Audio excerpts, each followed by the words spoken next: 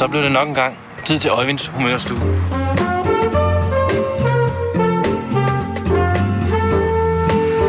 Vi er i dag taget ud på parkeringspladsen, som I kan se, for at lave sjov.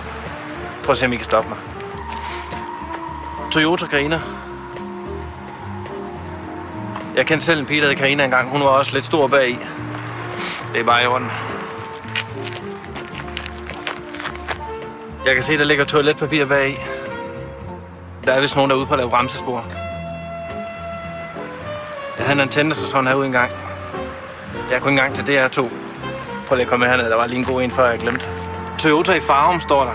Sidst jeg kiggede på klokken, der stod vi altså midt i København.